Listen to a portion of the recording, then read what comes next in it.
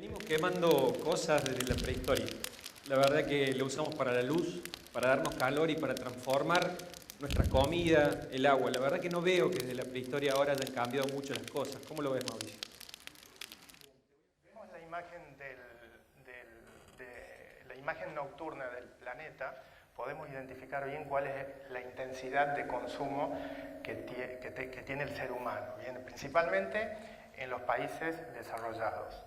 Los países emergentes están avanzando muy rápidamente, bien, y están creciendo bastante. A pesar del avance de la tecnología, se dice que 1 de cada 5 personas hoy no tiene acceso a la electricidad. Bien.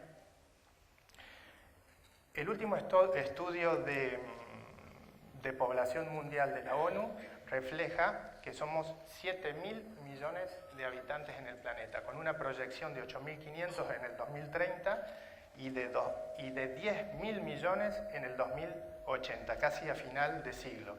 Es un número que impacta bastantes.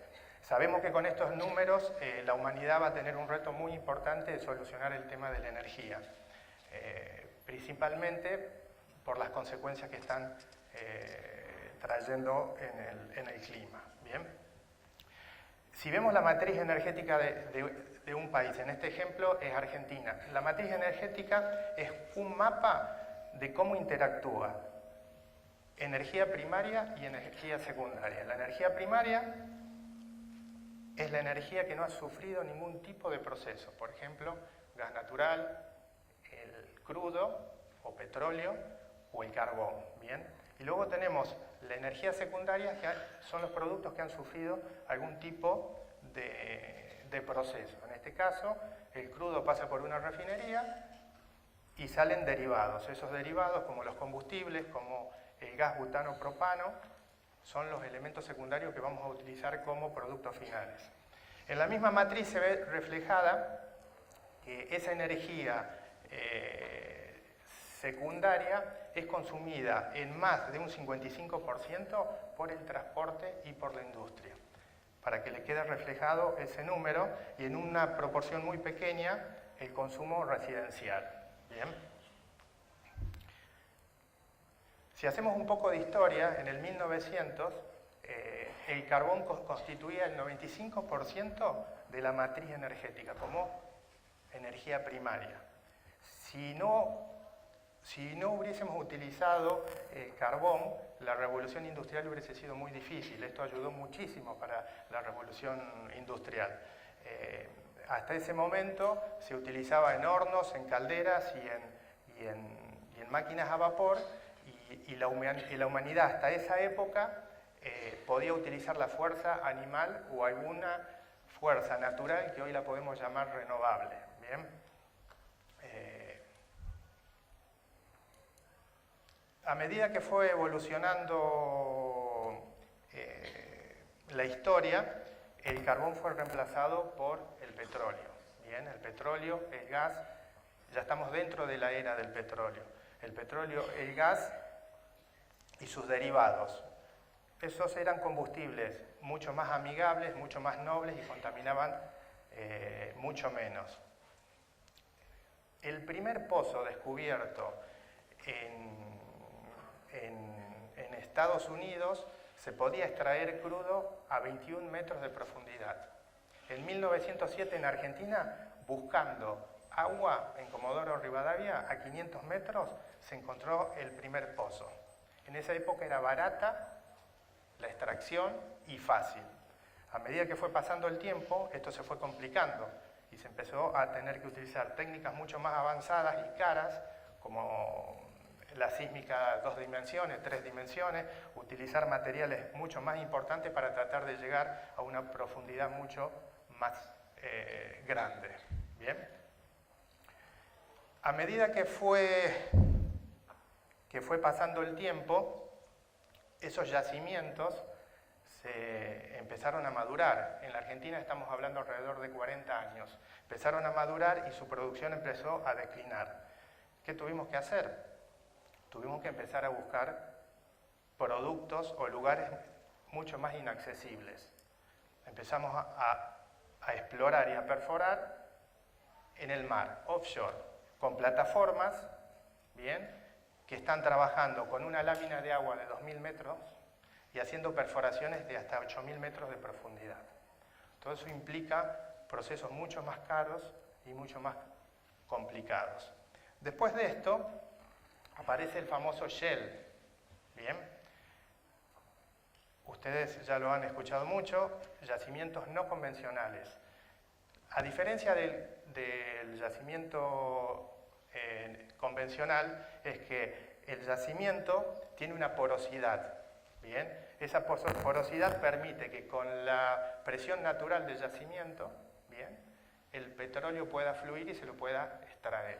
Cuando llegamos al no convencional, lo que tenemos es que la porosidad es muy baja. Esa porosidad no me permite extraer el crudo tan fácilmente y tenemos que realizar técnicas mucho más costosas como el famoso fracking, que muchos habrán escuchado.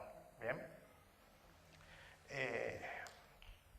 Todo esto, contándole un poquito la historia, la utilización de combustibles fósiles trae una consecuencia grave, que es la contaminación por hollín, por emisiones de CO2, por óxido nitroso y también el famoso efecto invernadero, por la acumulación excesiva de CO2 o el incremento del CO2 en la atmósfera.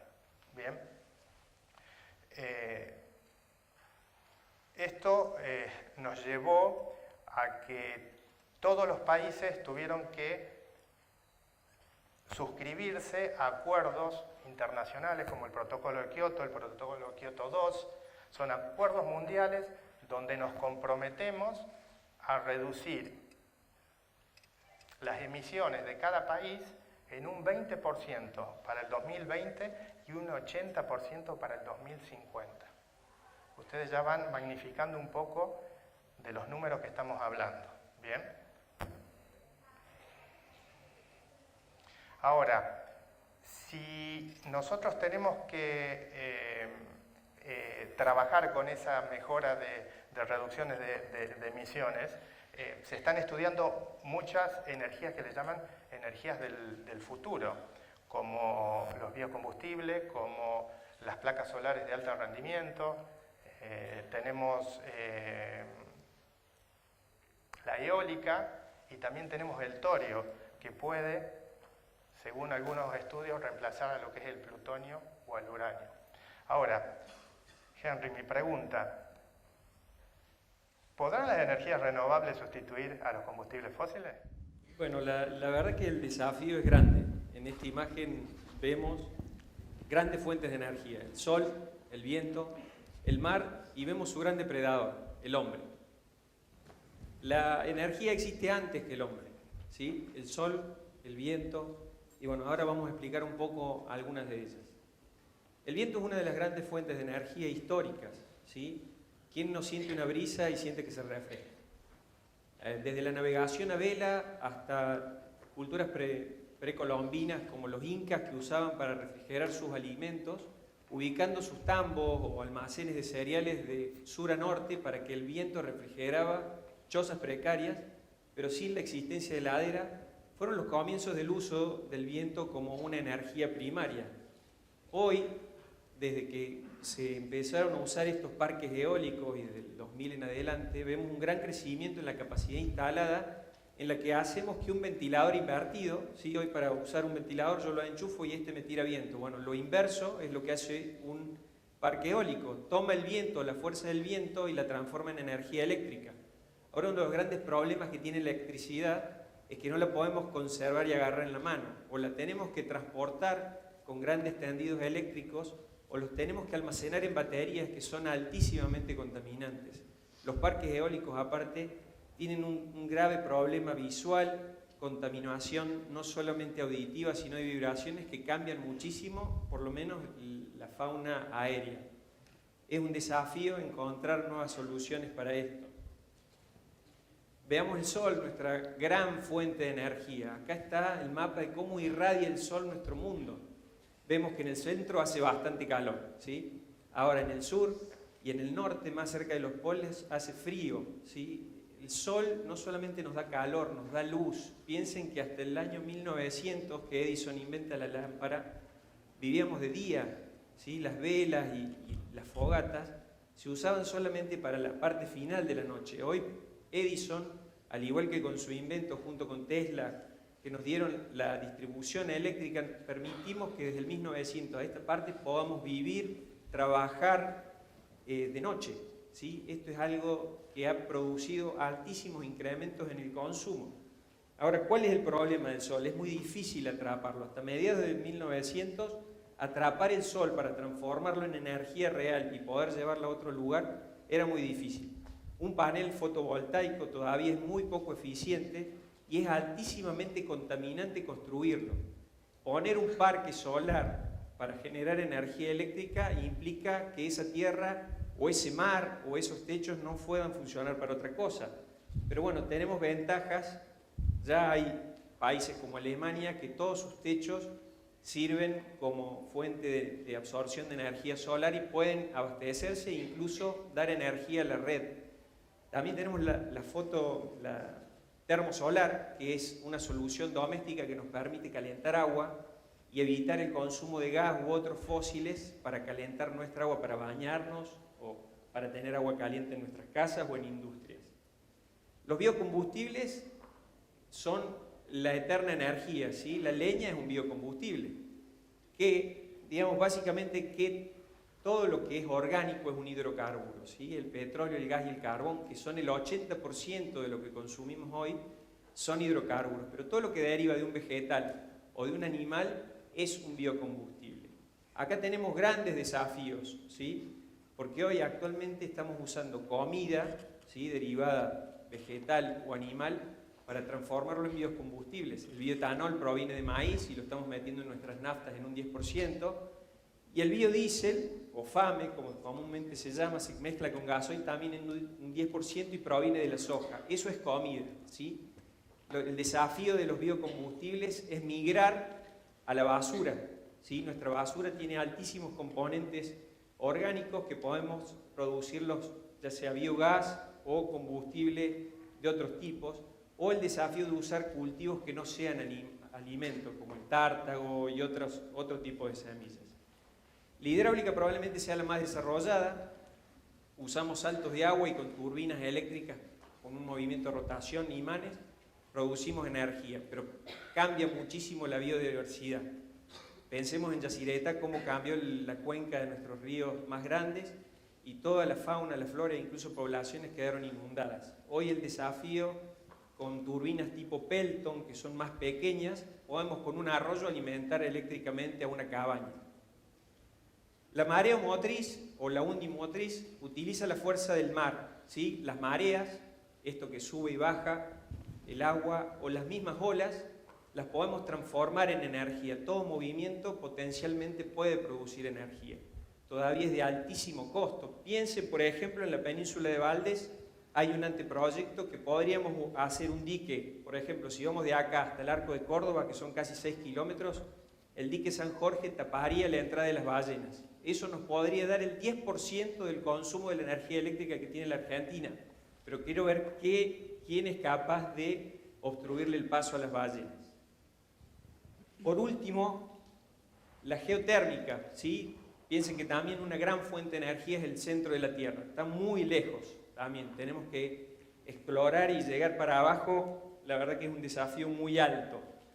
Las termas, ¿sí? Si vamos a las termas de Río Hondo o a las termas de Federación, naturalmente son geotérmicas, ¿sí? El desafío hoy, por ejemplo, es que a 3 metros de la superficie podemos tener temperaturas constantes entre 10 y 16 grados. Podríamos calefaccionar agua u otros fluidos, precalefaccionarlos sin utilizar combustibles fósiles. Alternativas hay muchísimas, ¿sí? El tema es que la energía renovable no está cerca de donde la necesitamos. Y es un gran desafío que hoy tenemos hacia el futuro. Sabemos que no siempre tenemos vientos, sabemos que no siempre tenemos sol, sabemos que podemos tener un año seco hidráulicamente. Eso quiere decir que en un futuro el combustible fósil va a tener muchísima importancia. Todo tipo de energía que generemos causa contaminación. Puede ser visual, puede ser por migración de aves, puede ser por emisiones de algún tipo de contaminante.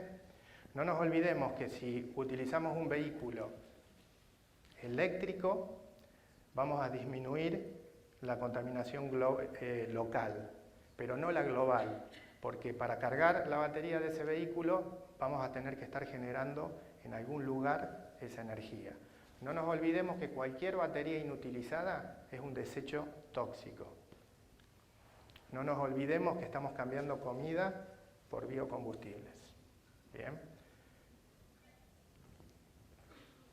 Sabemos que la única manera de ayudar y progresar es trabajar con proyectos sustentables y con gente preparada para gestionar este cambio. ¿Bien? Todo el mundo tiene que estar involucrado, desde el gobierno, desde la sociedad y cada uno de nosotros. ¿Bien? El desafío entonces no es solamente generar, sino también cuidar lo que tenemos. Muchas gracias. Muchas gracias.